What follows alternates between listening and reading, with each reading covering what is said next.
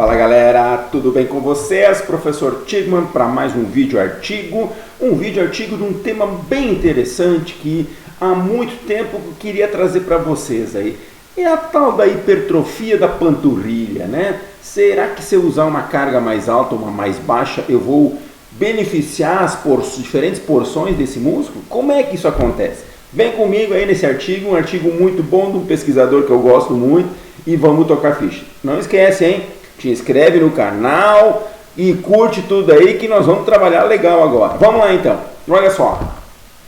Esse artigo aqui é do nosso amigo Brad Schoenfeld, né, o americano, que tem publicado muita coisa legal, estudos de qualidade, muita meta-análise. Quem quiser entender um pouco mais, é um bom pesquisador para seguir. Então a ideia é essa, né? Conforme as propriedades anatômicas e fisiológicas da panturrilha, né? Será que eu tenho que trabalhar com cargas específicas, né? Esta é a pergunta. Então, um grupo da Austrália e Nova Zelândia, juntamente com o Schoenfeld, fizeram parte desse estudo, publicado em 2020. Então, a introdução básica vem naquela ideia, né, gente? Nós temos fibras do tipo 1, são fibras de resistência, com maior capacidade oxidativa, de resistir melhor à fadiga, e temos as fibras mais rápidas, do tipo 2, mais potentes, que tem uma capacidade de resistência menor, né? E a gente sabe que os nossos músculos, de forma geral, têm meio a meio, os dois tipos de fibra, mas que os músculos posturais tendem a ter um predomínio de fibras do tipo 1, ou seja, como ele tem que ele se contrai durante um bom tempo, um período mais prolongado, né, para manter as posturas, ele acaba tendo essa característica de resistência. O que acontece com a nossa panturrilha, em especial no músculo sóleo, né, a parte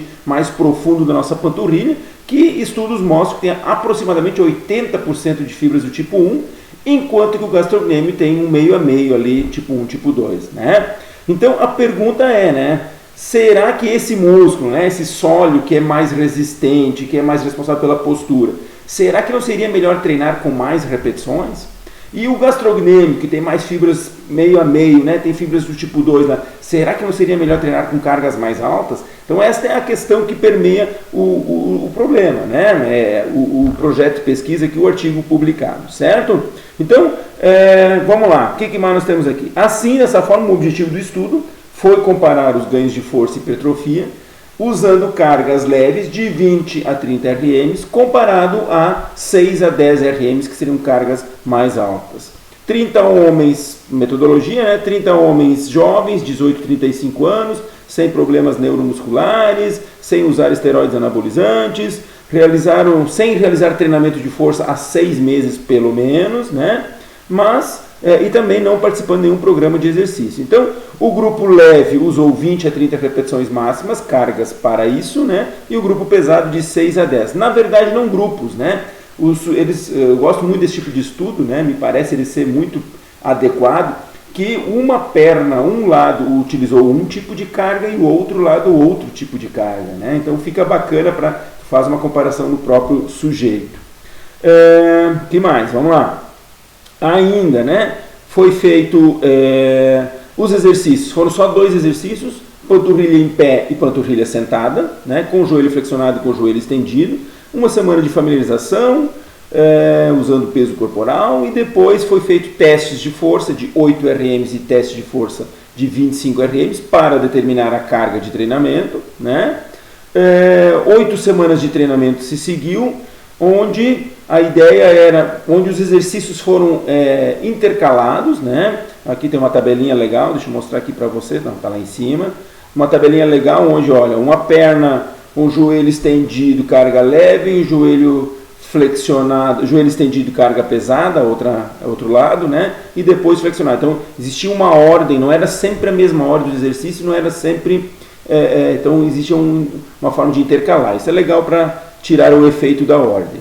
Ainda foi feito 4 séries em cada um dos exercícios, 90 segundos de intervalo, 3 minutos de intervalo entre a troca de exercício, exercícios até a falha concêntrica, com cargas ajustadas sempre que o cara estourava a carga, e 2 segundos de cada fase.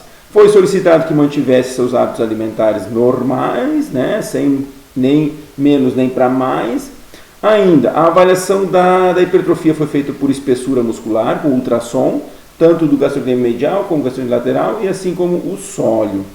Ainda, a força muscular foi medida por meio de dinamômetro, isso cinético, sendo avaliada apenas a força isométrica na força de flexão plantar, com o tornozelo a 90 graus. Uma coisa muito importante, né, para quem curte pesquisa, né, esse estudo teve o seu investigador principal, aquele que fez a avaliação da espessura muscular. Ele foi blindado, ele não sabia qual era o membro que estava sendo treinado com mais repetição e com menos repetição, isso é muito bacana, assim como também o estatístico que fez as análises cinesiológicas também foi blindado sobre saber de que grupo pertencia que lado era cada tipo de treinamento, certo? Vamos lá, vamos para o resultado, tá curioso, né? Eu sei que tá curioso, então não te esquece aí, ó, inscreve no canal, divulga o canal aí, dá uma força aí pro professor Tigman. Vamos lá, gente, olha só que legal, olha só que legal. A gente acredita em umas coisas que nem sempre confirma, né? Mas deixa de papo furado. Tamanho, crescimento do sólio e o gastrocnêmio, como é que aconteceram? Uma coisa muito interessante aqui é que assim, ó, ele não pegou um crescimento absoluto, ele usou uma técnica de Z-score, né, que você relativiza o crescimento pelo tamanho do músculo, né? Então, assim, o que se encontrou? Não houve diferenças significativas no quanto cada músculo cresceu. Então, tanto o gastrocnêmio como o sólio cresceram de forma semelhante. Muito bem. Bom, cresceram e de forma semelhante. Segunda pergunta que eu quero saber. E aí? Cargas leves e pesadas geram respostas diferentes? Não houve respostas diferentes entre o crescimento usando cargas leves ou pesadas. Nem no sólio, nem no gastrocnêmio. Ou seja, os grupos cresceram de forma semelhante usando uma carga pesada ou uma carga leve, né? Ter mais fibras do tipo 1 ou do tipo 2 no músculo não sofre influência pelo tipo de carga que você vai usar para treinar. Então aquela ideia de fazer 30, 50, 100 repetições para um músculo postural, pensando em hipertrofiar ele de maior magnitude, parece não ser verdadeiro. Claro que aqui o estudo foi feito até 30 repetições máximas. Então eu falei que 50 a 100. Temos que fazer outros estudos para saber. Então, cuidado para não confundir as coisas. E em relação da força, também o ganho de força foi semelhante entre os dois tipos de carga. Aqui embaixo tem uma tabelinha, deixa eu ver aqui embaixo, aqui em cima, pera aí.